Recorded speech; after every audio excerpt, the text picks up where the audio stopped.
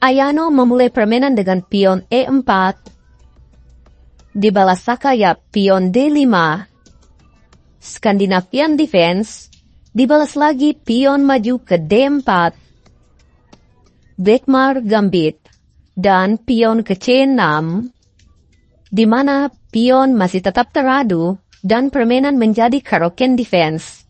Lanjut Ayano kuda ke D2.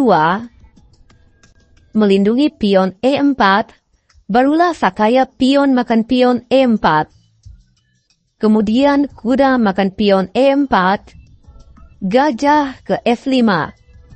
Menyerang kuda. Dan kuda ke G3. Menyerang balik gajah. Gajah diamankan ke G6. Jadi kuda ini sudah mengambil posisi menyerang di sayap raja. Karena besar kemungkinan Sakaya akan memilih rokade pendek nantinya. Lanjut. Ayano memperkuat serangannya di sayap raja dengan pion maju ke H4, pion ke E6. Lanjut kuda ke F3, pion ke H6. Agar gajah bisa mengamankan diri ke H7, jika kuda ke E5 atau pion ke H5. Dan di sini Ayano gajah ke D3, mengadu gajah, Sakaya tetap gajah mundur ke H7. Jika kita lihat, sekarang gajah makan gajah sudah sangat baik. Agar Sakaya tidak bisa lagi rokade pendek, karena benteng sudah bergerak. Tapi, Ayano tidak menginginkan itu, dan memilih kuda ke E5. Lanjut kuda ke D7. Mengadu kuda, pion ke F4. Mensupport kuda, barulah gajah makan gajah. Dan menteri makan gajah. Sakaya gajah ke E7. Ayano gajah ke D2. Persiapan rokade panjang. Kuda ke F6. Persiapan rokade pendek. Yang akhirnya keduanya melakukan rokade. Ayano rokade panjang. Dan Sakaya memilih rokade pendek. Lanjut, pion maju ke F5. Mengadu pion. Dari sini sebenarnya Sakaya miss langkah terbaiknya, karena dia membawa menterinya ke B6. Tapi sebenarnya kuda makan kuda E5 sekarang adalah pilihan terbaiknya. Pion makan kuda tentunya. Menteri makan menteri. Pion makan menteri. Kemudian kuda diamankan ke G4. Persiapan kuda akan ke F2, memforkin benteng, dan menyerang pion E5. Jika benteng D ke E1, melindungi pion E5, tentu saja kuda akan tetap ke F2, menyerang benteng. Benteng ke H2, tetap menjaga pion H4, kuda makan pion D3, skak, dan benteng akan hilang ditukarkan dengan kuda. Yang jelas akan lebih menguntungkan. Baiklah semuanya, kita kembali lagi ke permainan, di mana Ayano melepaskan penjagaan kuda E5-nya dengan pion maju ke F5. Dan Sakaya bukannya kuda makan kuda E5 seperti yang kita analisis tadi, tapi lebih memilih membawa menterinya ke B6. Idenya agar lebih fokus menyerang di sisi raja. Lanjut menteri ke F3, memancing menteri memakan pion D4, dan benar saja menteri memakan pion D4. Sebelum itu, karena kuda E5 lepas penjagaan, jadi Ayano kuda makan kuda D7, dan Sakaya memilih menteri makan kuda. Barulah gajah makan pion H6. Jadi inilah tujuan memancing menteri memakan pion D4 tadi, yaitu sekarang discover attack, benteng menyerang menteri, dan luar biasa blunder lagi dari Sakaya, dengan memojokkan menterinya ke E8. Ayano menarik gajahnya kembali ke D2. Lanjut Sakaya barulah menyadari menterinya salah posisi, jadi menteri ke D8. Dan gajah ke C3. Discover attack lagi, benteng menyerang menteri, menteri ke C7. Kemudian pion ke H5, menyerang di sisi raja, kuda ke D5, memblok benteng di file D. Namun langkah yang sangat tepat dari Ayano, yaitu benteng makan kuda, menukarkan bentengnya. Sakaya pion E memakan benteng. Kita kembali dulu. Mungkin lebih baik pion C yang memakan benteng ya, agar ruang serangan menteri bisa terbuka, dibantu oleh benteng nantinya. Baiklah, kita kembali lagi. Setelah pion E memakan benteng, pion maju ke F6, mengadu pion dan menyerang gajah, di mana pion ini disupport oleh menteri dan gajah ya.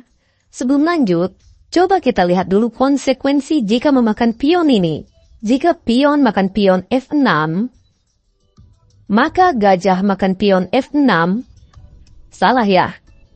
Tapi pion maju ke H6, persiapan menteri akan ke G4, kemudian skakmat dengan ke G7, dan tidak ada cara untuk menepis serangan ini. Bagaimana jika benteng digeser bang? Benteng digeser, menteri ke G4, skak. Kemanapun raja bergerak sekarang, menteri ke G7 akan terjadi skakmat. Bentengnya terlalu mepet bang. Oke, balik lagi. Bentengnya dijauhin dikit. Tapi sekarang bukannya menteri ke G4, tapi pion maju ke H7, skak.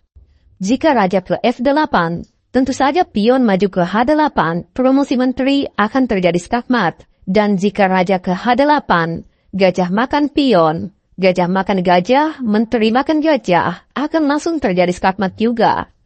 Jadi raja ke G7, lanjut pion maju ke H8, promosi menteri, dan skak. Benteng makan menteri, benteng makan benteng. Salah lagi ya. Tapi terlebih dahulu menteri ke G4, skak. Sekarang laka paksa raja ke F8, barulah benteng makan benteng, skakmat.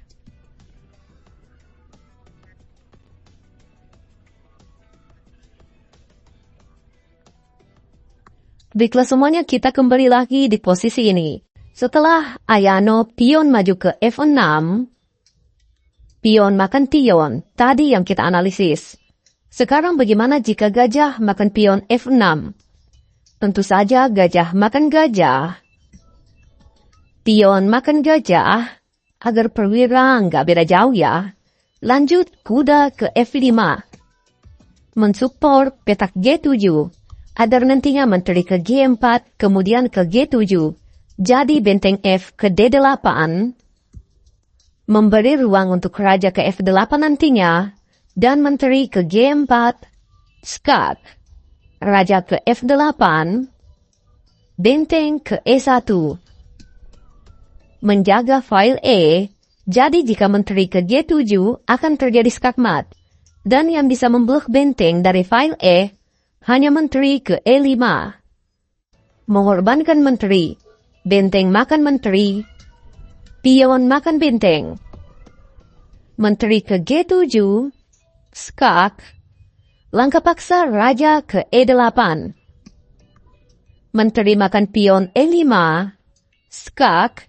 Jika raja balik ke F8, maka menteri ke H8 akan langsung terjadi skakmat. Jadi raja ke D7, menteri ke D6, skak. Raja ke E8, menteri ke E7 juga akan langsung terjadi skakmat. Pilihan lainnya hanya satu, yaitu raja ke C8, dan kuda ke E7, skakmat.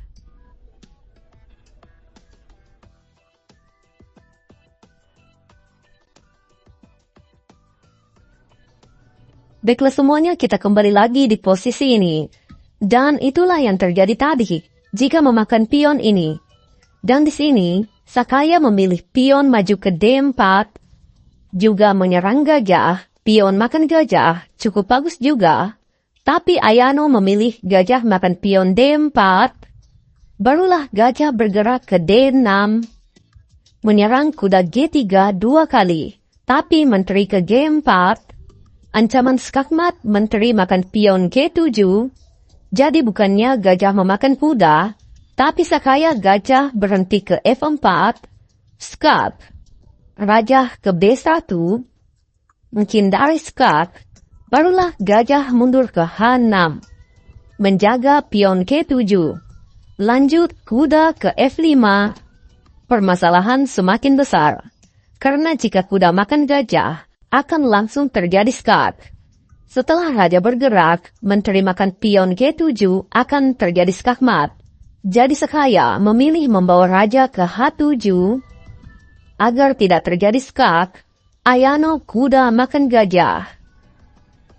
Jika pion makan kuda, tentu saja menteri akan ke G7 akan langsung terjadi skakmat. Jadi benteng ke G8 dari sakaya menjaga pion G7. Lanjut lagi menteri ke E4. Skak, gerakan yang sangat luar biasa. Pengorbanan kuda dilakukan Ayano. Idenya jika raja makan kuda, maka gajah akan ke E3.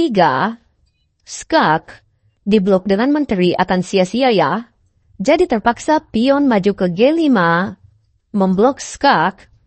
Dan dari sini sekali langkah akan terjadi skakmat. Kalian bisa jeda videonya untuk menemukannya.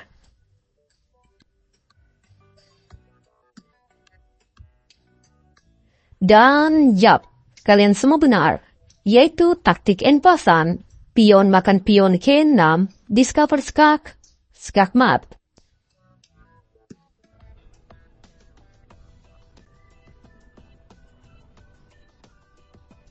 Baiklah semuanya, kita kembali ke permainan. Jadi setelah Ayano menteri ke E4, skak, di sini sakaya menyadari bahayanya jika raja memakan kuda. Jika skaknya diblok dengan pion, perlu kita analisis gak? Gak usah ya. Bagi teman-teman yang tahu skakmatnya, bisa bantu tuliskan di kolom komentar.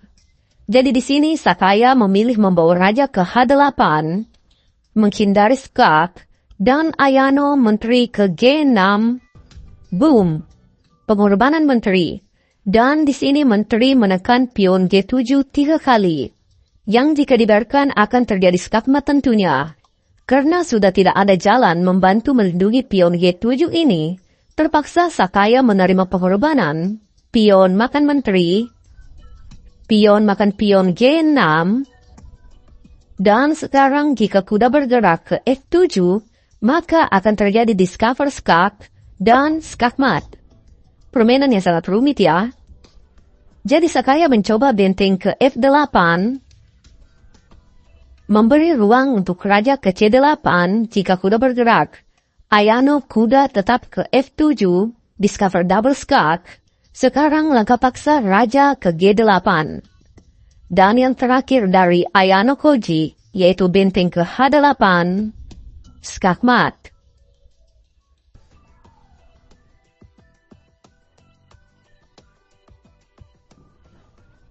Baiklah semuanya, jadi seperti itulah pertandingan yang sangat luar biasa dari Ayano Koji melawan Sakaya Nagi. Dan bagi teman-teman yang suka videonya, jangan lupa like dan bantu dukung channel ini dengan menekan tombol subscribe. Nantikan video menarik lainnya dan sampai jumpa.